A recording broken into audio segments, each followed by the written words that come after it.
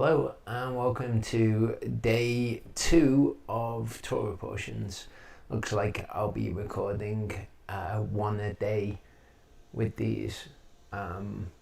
Good news, as you'll know from a couple of weeks ago when the video went up, the internet is working sufficiently here to send video files to the UK so that I can edit them on the computer in the UK and send them to the fellowship computer so that they can be streamed out live, and all of that's working good, and we can control the computers in the UK from here to do everything that we need to.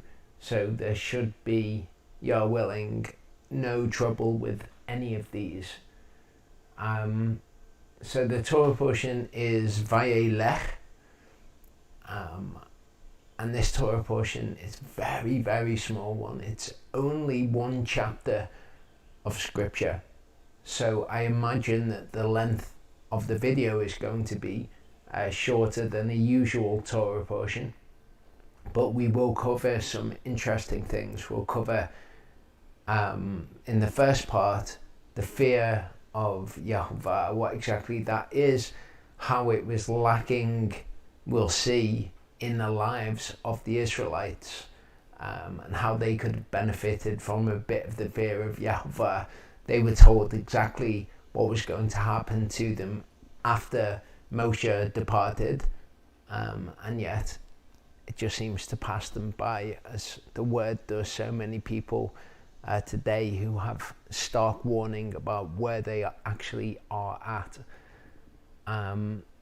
We'll continue that theme in the second part, and in the third part I want to talk about something that I've covered that I don't want people to misunderstand, and that's the idea of praying to Yehovah and asking him what you should do.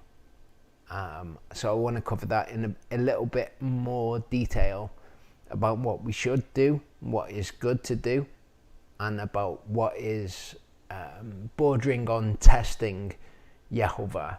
So we'll cover that in the third part. So Torah portion starts, first verse of chapter 31. It's just the whole chapter 31. Moshe went and spoke these words to all Israel. And I've mentioned this before. It may well have been through the mouth of the officers that this is done. We'll often hear of that in scripture, Yehovah doing something by the hand of somebody else, or even people doing something by the hand of somebody else. Jeremiah writing by the hand of Baruch, for example. So Moshe went and spoke these words to all Yisrael, and he said to them, I am 120 years old today. I am no longer able to go out and come in, and Yehovah has said to me, you do not pass over this Yarden. And when we read this in English, we can think, well, he was getting on a bit in age. He's no longer able to go out and come in. But the Hebrew phrase, I believe, means something more akin to leading, because Joshua is obviously going to take over as the leader. We know that it wasn't to do with how Moshe was in his health, because in Deuteronomy 34 verse 7 it says, Moshe was 120 years old when he died. His eyes were not dim, nor his freshness gone. So that phrase, I'm no longer able to go out or come in, cannot mean anything to do with his vitality. Verse 3 says, Yehovah your Elohim is passing over before you. He shall destroy these nations from before you, and you possess them. Yehoshua himself is passing over before you, as Yehovah has spoken. So he's telling them what is going to happen. He is not going to lead anymore. Joshua is going to lead them into the land. And Yehovah has done to them as he has done to Sichon and to Og, the kings of the Amorites, and their land, which he when he destroyed them. And Yehovah has given them over to you, and you have done to them according to all the command which I have commanded you. Be strong and courageous, do not fear, nor be afraid of them. For it is Yehovah your Elohim who is going with you. He does not fail you, nor forsake you. And we've looked at how this can be seen in our lives to be those things that we must overcome, those tests which we find difficult to do. Whatever it is that we're finding difficult to do, we're not to be in fear or afraid of it. We are to remember that Yehovah is with us and he will give us victory. And we have faith that he will not fail us or forsake us, because that is what he has told us. Verse 7 says, And Moshe called Yahushua and said to him before the eyes of all Israel, Be strong and courageous, for you do go in with this people to the land which Yehovah has sworn to their fathers to give them, and you do cause them to inherit it. And it is Yehovah who is going before you. He himself is with you. He does not fail you, nor forsake you. Do not fear, nor be discouraged. And we saw when we were doing the book of Joshua at the end of the last Torah portion cycle, we did another 4 Torah portions covering the book of Joshua for anyone that is interested. But Joshua is told, he's encouraged numerous times, do not fear nor be discouraged, be strong and courageous. And that same advice is good for us when we encounter these tests.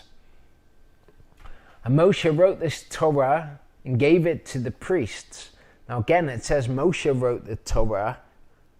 It could be, like it was with Jeremiah and Baruch, that it was by the hand of Joshua that Moshe wrote the Torah. And again, we covered that in the first of the Torah portions covering the book of Joshua. The sons of Levi, who bore the ark of the covenant of Yehovah, and to all the elders of Israel.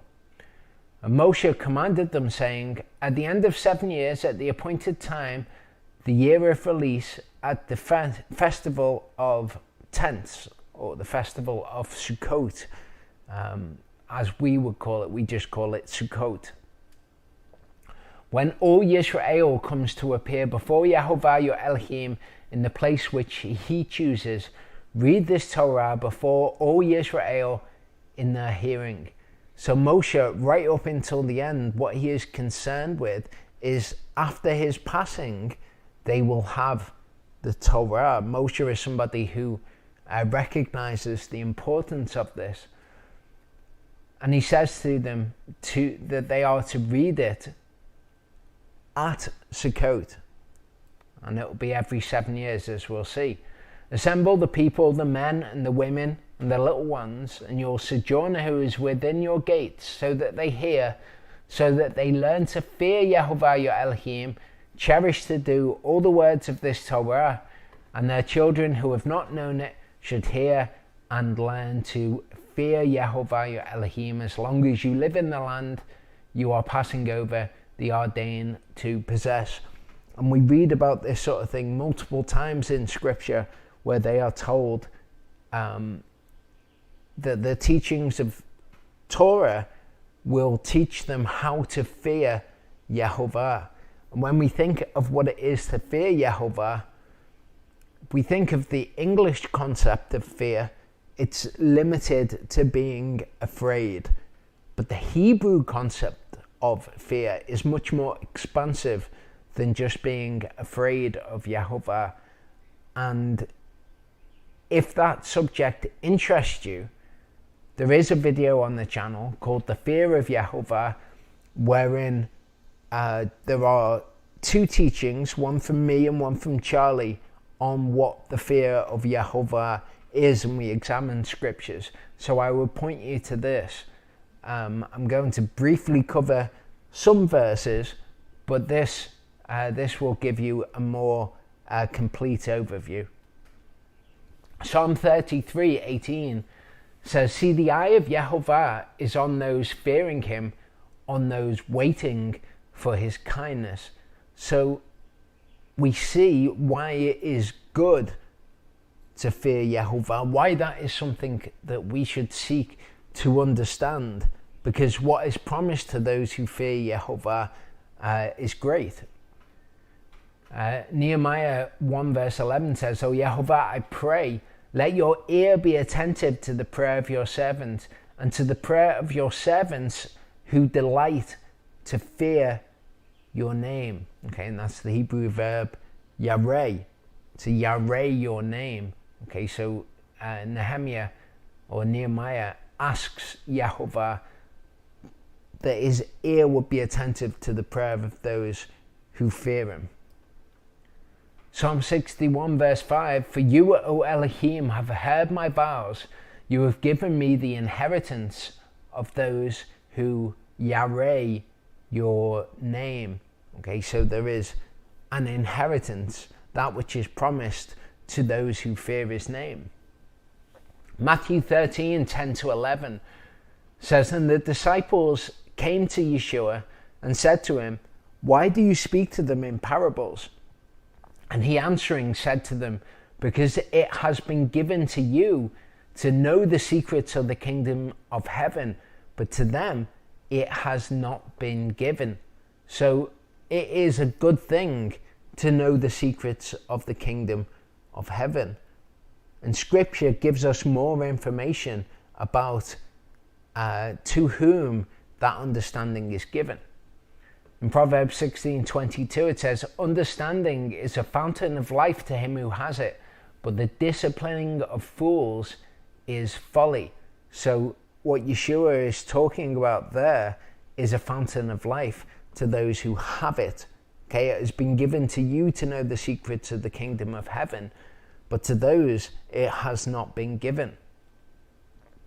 The secret of Yehovah is with those who fear him, and he makes his covenant known to them. So again, it is given to you to know the secrets of the kingdom of heaven, but to them it has not been given. So this is how one begins to understand. The fear of Yehovah is the beginning of understanding, the beginning of wisdom. The secret of Yehovah is with those who fear him. So it is given to those who fear Yehovah to understand the secrets of the kingdom of heaven. 2 Kings 17, 27 to 28 says, the king of Ashur commanded, saying, send one of the priests whom you exiled from there to go there. Let him go and dwell there, and let him teach them the justice of the Elohim of the land. And one of the priests whom they had exiled from Shomeron came and dwelt in Bethel and taught them how to fear Yehovah, because they knew that the God of the land was against them, who was Yehovah. So a priest was sent to teach them the Torah, teach them how to fear Yehovah. Deuteronomy 17, 18 to 19 says, it shall be when he sits on the throne of his kingdom, that is the king that the Israelites will choose for them, that he shall write for himself a copy of this Torah in a book, from one before the priests, the Levites. And it shall be with him, and he shall read it all the days of his life, so that he learns to yareh Yehovah his Elohim, and cherish all the words of this Torah. So that is inherent with the concept of fearing Yehovah. Not just being afraid, but it is also to to be in awe of, to worship Yehovah. And worship of Yehovah is seen in obedience to his word. If you adore something, if you worship it, then you would try to emulate it because you hold it with such reverence and awe that you want to be like that. So to worship Yehovah is to cherish his word and to obey his commands. It's not what we might think of as a worship service, where you get a guy going up on stage and singing Christian worship songs. That's not worship, that's singing praise to Yehovah. But worship is something different. Worship involves the fear of Yehovah, which then leads to understanding, leads to wisdom, and it leads to obedience and cherishing of his word. Psalm 34, 11-14 says, "Come, you children, listen to me. Let me teach you the fear of Yehovah." And again, if we're understanding things in terms of the English word fear, then the idea of being taught how to fear doesn't really mesh, it doesn't really work. But when we understand that the concept is much more expansive in Hebrew, then it makes sense. Let me teach you the fear of Yehovah. Okay, let me teach you what it is to walk in his ways, to be in reverence and awe of him, and to cherish his word. Let me teach you those things that you do to fear him. What is the man who desires life, who loves many days in order to see good? Keep your tongue from evil and your lips from speaking deceit. Turn away from evil and do good, seek peace and pursue it. So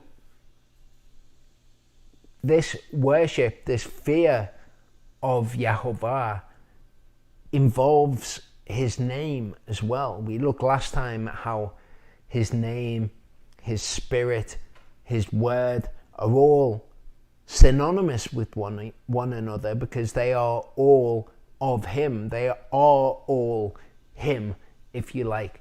The fear of Yehovah is the same. It's something which comes from Yehovah, and its nature is Yehovah himself. So we should expect that the fear of Yehovah involves this incorporation of his name, his spirit, his word, it dwelling in one's heart. Deuteronomy 6, 1-2 says, "This is the command, the laws, and the judgments which Yehovah your Elohim has commanded, to teach you to do in the land which you are passing over to possess, so that you fear Yehovah your Elohim." Okay, so teach you to do these things, the command, the laws, the judgments which Yehovah has commanded, those things which came from him, so that you fear. You do those things, and that is a part of what it is to fear Yehovah. To cherish all his laws and his commands, which I command you, you and your son and your grandson, all the days of your life, and that your days be prolonged. Deuteronomy 6, 20-25 tells us, "When your son asks you in time to come, saying, 'What is the meaning of the witnesses and the laws and the judgments which Yehovah our Elohim has commanded you?' then you shall say to your son, 'We were slaves of Pharaoh in Mitzrayim, and Yehovah brought us out of Mitzrayim with a strong hand.'" This remembrance of what Yehovah has done is important. And we looked last time at the reason why doing Sukkot is important. The actual reason Yehovah gives us, so that you remember when the children of Israel dwelt in Sukkot, when Yehovah brought them out of Mitzrayim. Yehovah sent signs and wonders great and grievous upon Mitzrayim, upon Pharaoh, and upon all his household before our eyes. And he brought us out from there to bring us in, to give us the land of which he swore to our fathers. And Yehovah commanded us to do these laws, to fear Yehovah our Elohim for our good always, to keep us alive as it is today.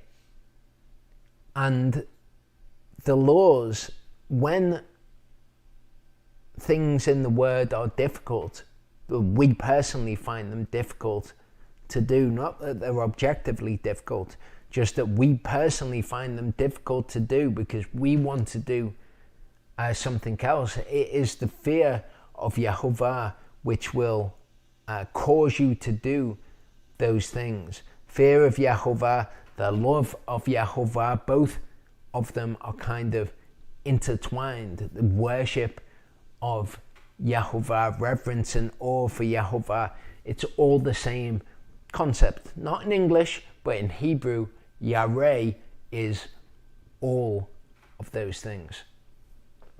And it is righteousness for us when we cherish to do all this command before Yahovah our Elohim as he commanded us. 1 Samuel 12:14-15 says, if you Yareh Yahovah and shall serve him and obey his voice and not rebel against the command of Yahovah, then both you and the king who reigns over you shall follow Yahovah your Elohim. But if you do not obey the voice of Yahovah and shall rebel. So here we see fearing, serving, obeying. This is all the fear of Yahovah.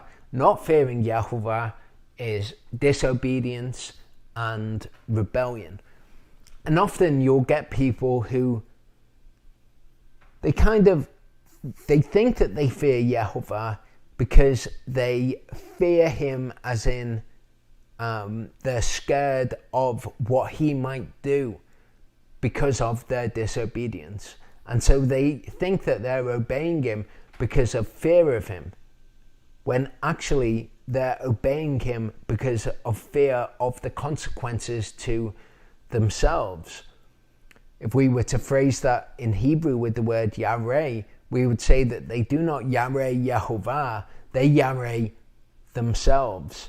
They cherish themselves. They reverence themselves and what they want for themselves.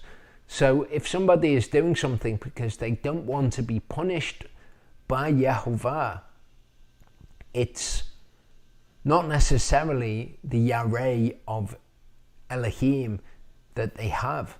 It's often, and I've seen this many times, but it's often them wanting their life to be good for them.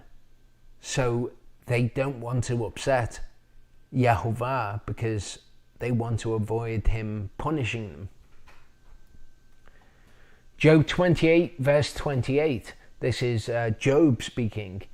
He said to him, see, the Yareh of Yahovah, that is wisdom, and to turn from evil is understanding.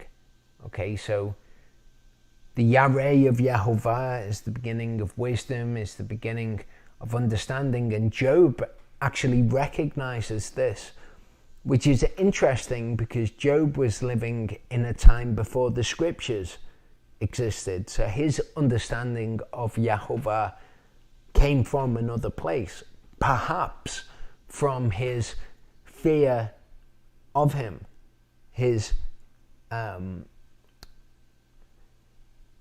reverence of Yahovah, his cherishing of Yahovah, his love of Yahovah. Perhaps his understanding of the secrets of Yahovah came from the fact that that's who he was as a person, and so those things came to him in whatever form they did. Yahovah is able to do that, of course. But it's interesting that Job is talking about the fear of Yahovah well before the scriptures were ever written. In Isaiah 11, 1-3, it says, a rod shall come forth from the stump of Yeshai, and a sprout from his root shall bear fruit. The spirit of Yahovah shall rest upon him, the spirit of wisdom and understanding, the spirit of counsel and might, the spirit of knowledge, and of the fear of Yahovah. Now that's actually talking about Yeshua. And when we think of him having the fear of Yahovah, if we're understanding that by the English word fear, it seems a little bit strange that he would be scared of that which he is the word of made flesh. Wouldn't seem to make sense, but now that we understand this concept is a little bit deeper than that, verses like this start to make sense. And shall make him breathe in the fear of Yahovah. He shall not judge by the sight of his eyes, nor decide by the hearing of his ears, rather by the word of Yahovah. And this is how those who fear Yahovah are.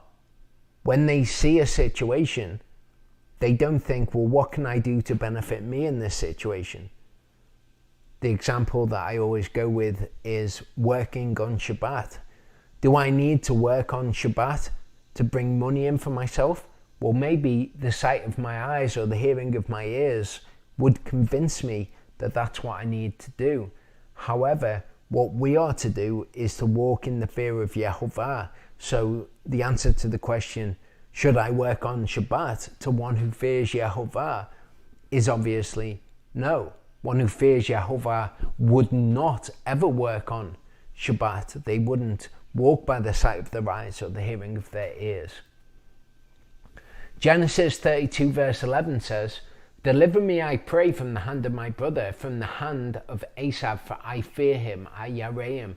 So Jacob here is talking using the word yareh. So we can see that sometimes it does mean to actually be afraid of Yehovah because of an understanding of who he is. So I'm not telling you not to be fearful of Yehovah. We see when Isaiah is stood before him in the temple, he is shaking, he's trembling. In Deuteronomy 20 verse 8, it says, "And the officers shall speak further to the people and say, who is the man who is afraid and tender of heart? Let him go and return to his house." So here again, it's used of actual being fearful of something. So I'm not trying to say that fear is not a component of the fear of Yehovah. Fear as we understand it in English.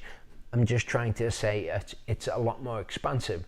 And we see this this principle in Judges 7:2-3. It says, "And Yehovah said to Gideon, the people who are with you are too many for me to give Midian into their hands, lest Yisrael boast against me, saying, my own hand has saved me." It seems that Yehovah delights in some way in giving people victory against the odds. And if you think of, again, of those obstacles in your life where you think, there's no way that this can work out if I obey Yehovah, know that Yehovah delights in giving you the victory in such circumstances, so that you can't say, it is my own hand that has done this. If you go about your life trying to do what you think is going to be beneficial, then you can say, it's my own hand who's done this. But Yehovah wants you to recognize him in your life. He wants you to trust him in those situations in which you are fearful, that he will be with you. And now proclaim in the hearing of the people, saying, whoever is afraid and trembling, let him turn back and leave Mount Gilad. So Yehovah uses the word yareh here to mean an actual fear that is being scared of.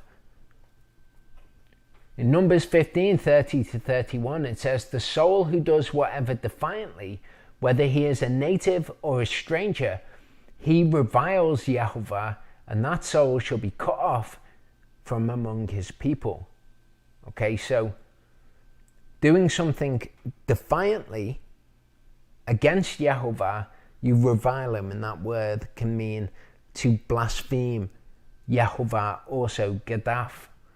Because he has despised, and that word is bazah, the word of Yehovah, and it doesn't mean he's hated the word of Yehovah as we would use the word despise.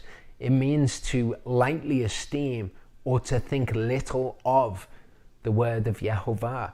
If you do something knowing that the word says not to do it, or you don't do something knowing that the word says to do it, then you are doing that thing defiantly, and you are counting the word of Yehovah as of little esteem, of little weight, of little importance. You're thinking little of the word of Yehovah. You can justify it to yourself however you want, and you can say, oh no, I reference the word of Yehovah.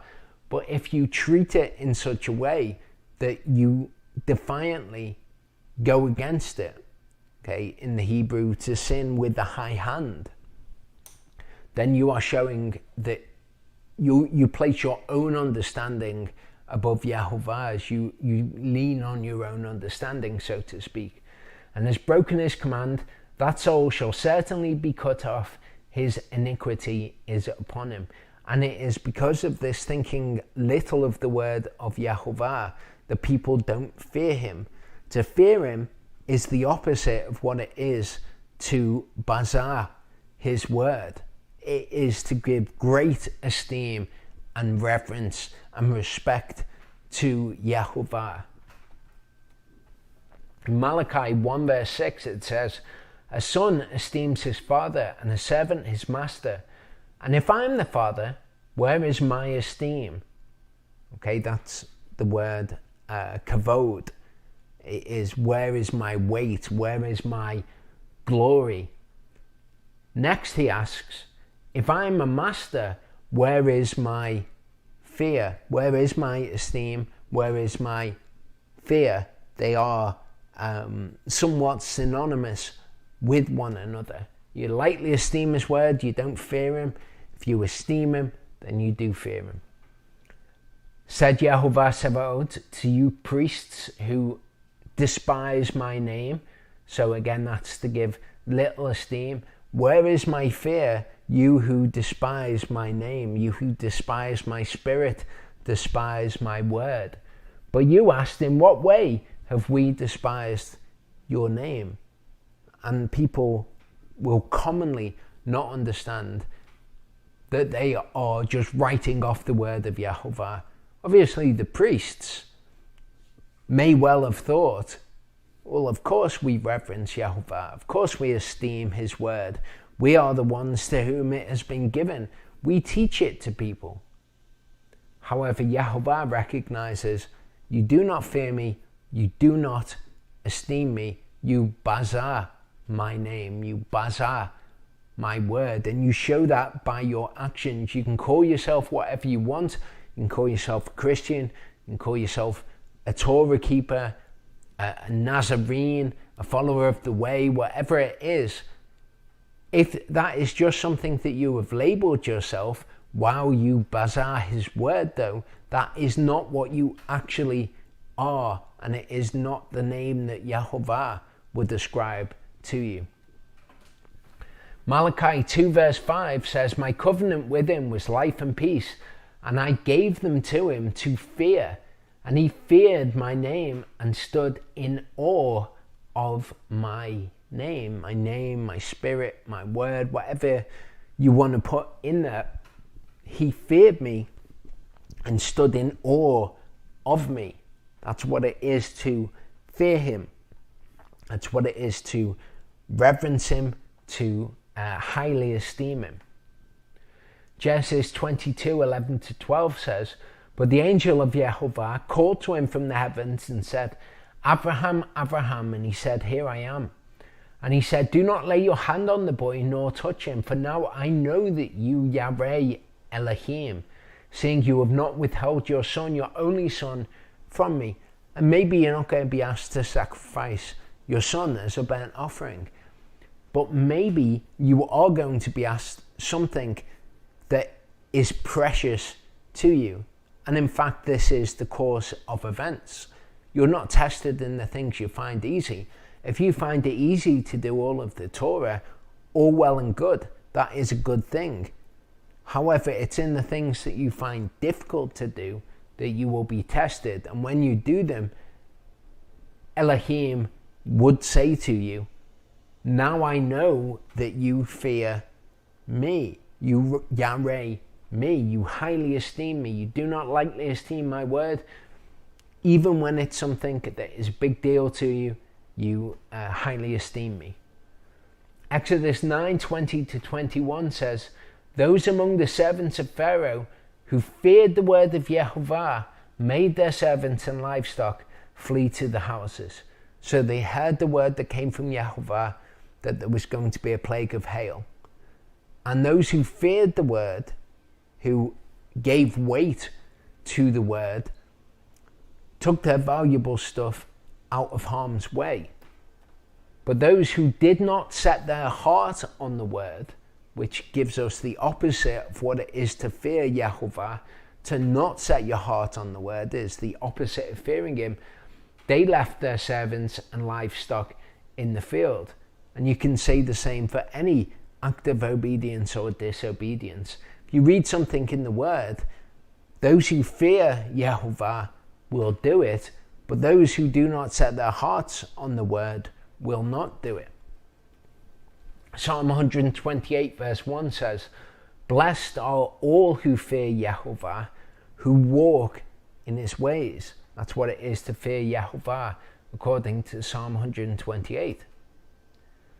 Proverbs 8 verse 13 says, "The fear of Yehovah is to hate evil. I have hated pride and arrogance, the evil way and the perverse mouth." And you will notice this pride and this arrogance amongst those people who do not fear Yehovah. The opposite of fearing Yehovah and hating evil is having pride and arrogance, especially if one knows the word of Elohim and decides to act defiantly, to sin with a high hand, to lightly esteem his word. That all comes from pride and it comes from arrogance. And something that I've noticed with people who are disobedient and are prideful and arrogant with his word, who lightly esteem it, is that when they're studying the Torah, it's all about them. Their understanding of the Torah is about them. If they're in a Torah group, other people's understanding of Torah is actually all about them. They are the thing which they fear. Yehovah is not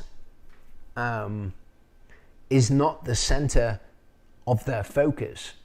It's not what it's all about. It's not about how can we please Yehovah. It's about how can I learn more about Torah and feel like I am more informed. And the motives just aren't the fear of Yehovah. So watch out for that in people. If what drives them in their Torah study and their Torah obedience is not fear of Yehovah and a reverence for Yehovah and a love of Yehovah, but is in fact more about them, then you will see those people probably being disobedient. Maybe they mask it really well. But if somebody's motives are not drawn from the fear of Yehovah, but rather from a fear of themselves, then they are the sort of people who will not obey his word, because they don't understand why they would obey his word when it's hard. When the hard tests come, they don't pass those tests. They might do all the acts of obedience, they might do all the works of Torah before you, they might do all those feasts, they might be wearing tzitzit, whatever it is that you can see with your eyes.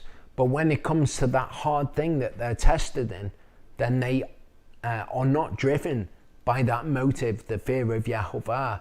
What you will see come to the surface is what drives them is a fear of themselves, or rather a yareh of themselves. We'll come back in the second part and we'll continue to look at that as pertains to the Israelites when they were given the Torah just before they entered into the land, the second generation.